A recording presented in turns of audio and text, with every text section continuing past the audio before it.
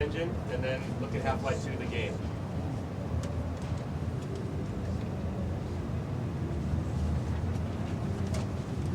It's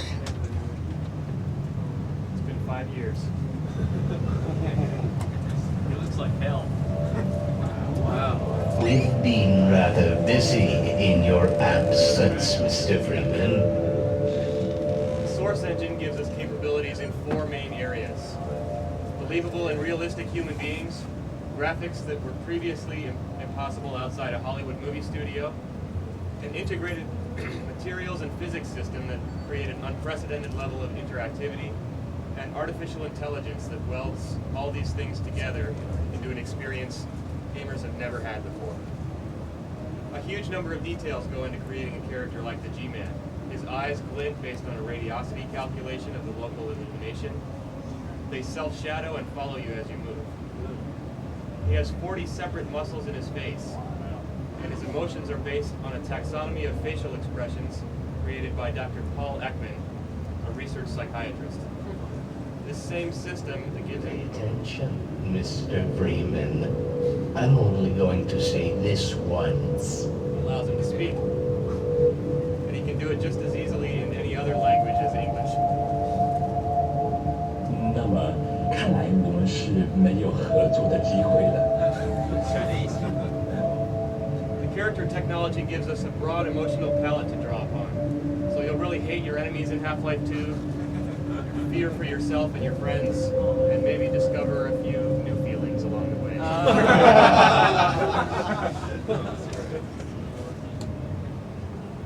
So with characters who react emotionally and are so expressive, we need a world that's similarly flexible and interactive. The world of Half-Life 2 is very dynamic. Any surface can have its displacement map altered dynamically along with its collision hull. The world is also built out of materials.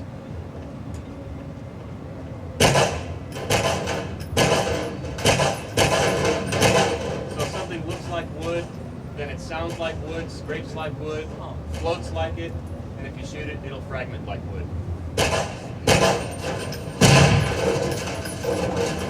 Materials in the physics system interact with each other, so a set of steel drums floating will behave exactly how you expect.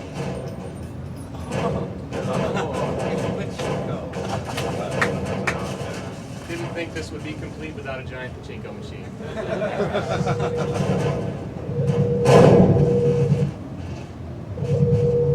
You can have constraint-based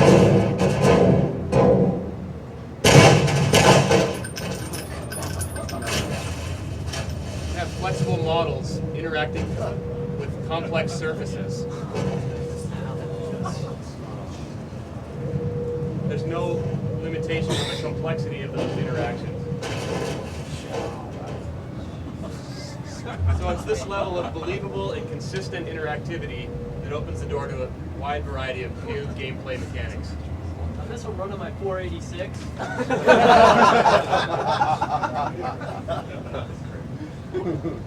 No comment. The graphics of the Source engine are based around shaders, the same approach used to render movies like Toy Story and Monsters, Inc.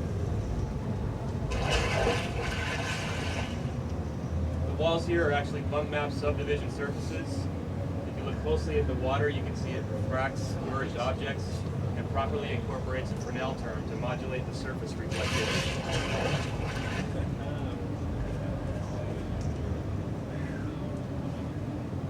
Here you get a sense of the wide variety of visual effects that are possible using Source.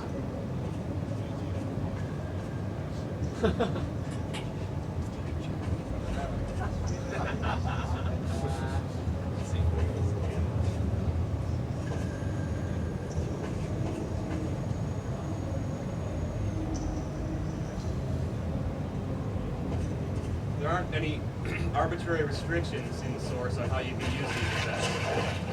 For example, you can take one of them and apply them to a human character, effectively building them out of water.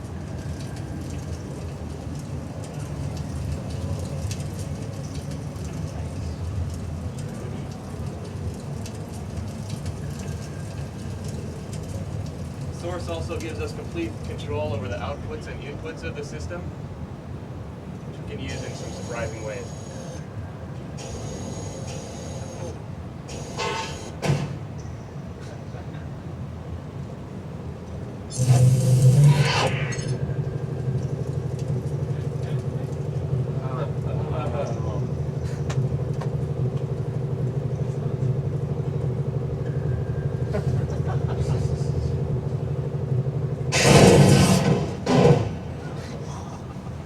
in our technology overview of the Source engine. Now let's look at Half-Life 2, the game.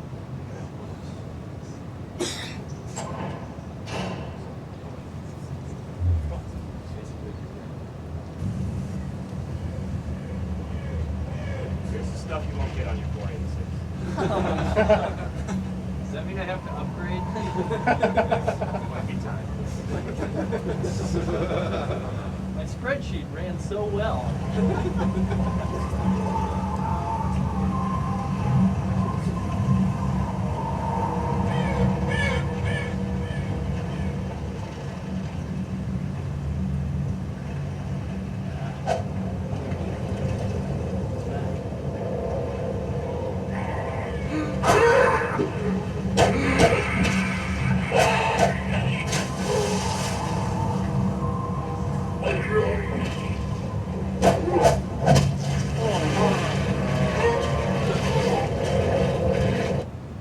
Next segment will introduce you to Alex, one of your friends in Half-Life 2, and reintroduce Dr. Kleiner, one of the scientists from Black Mesa.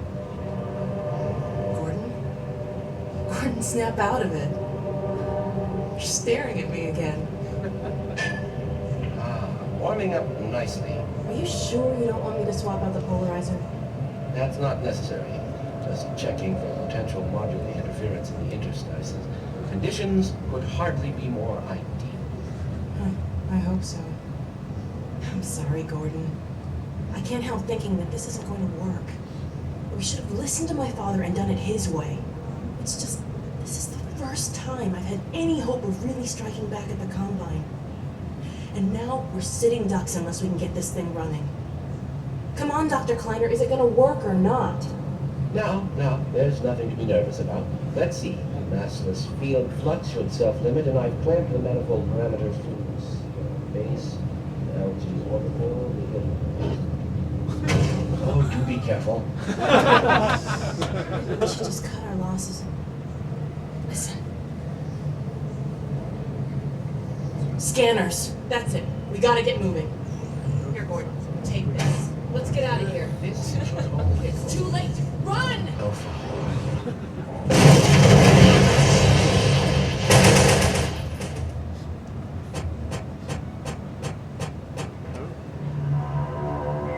Here we're in an old part of town outside City 17, one of the main locations in Half-Life 2.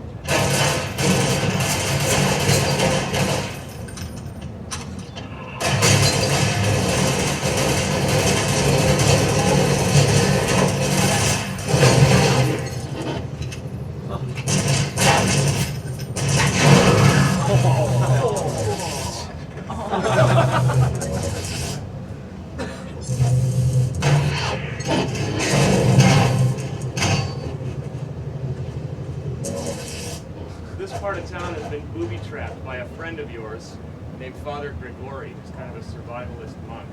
He's left traps all over the place for you to make use of.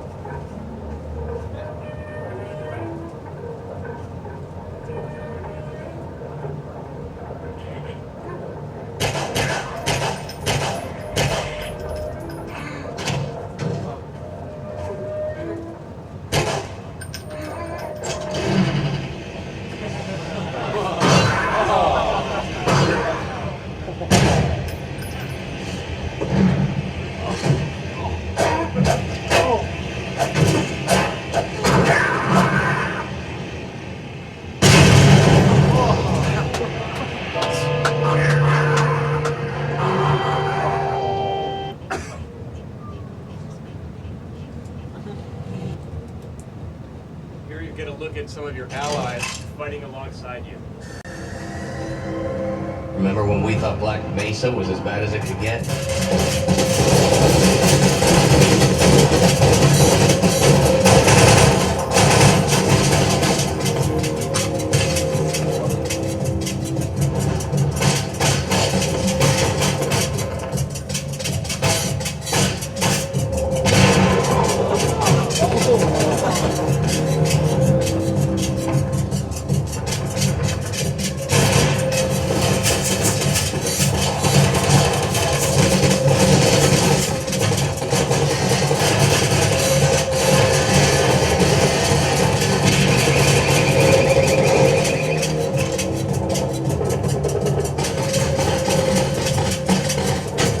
Cover me, Gordon.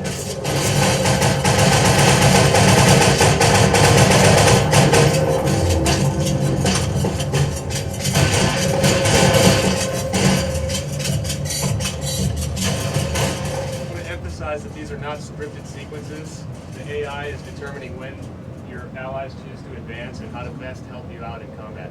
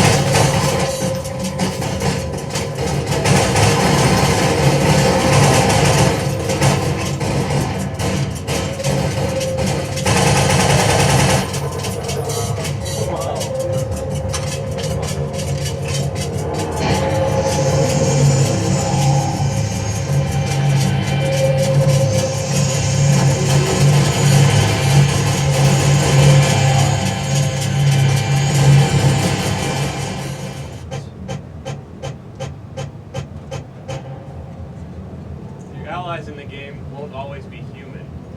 And in this segment, some of the less intelligent aliens have been fooled into thinking that you are one of their commanders. You have something that has the right pheromone on it, so these antlions will do what you tell them to.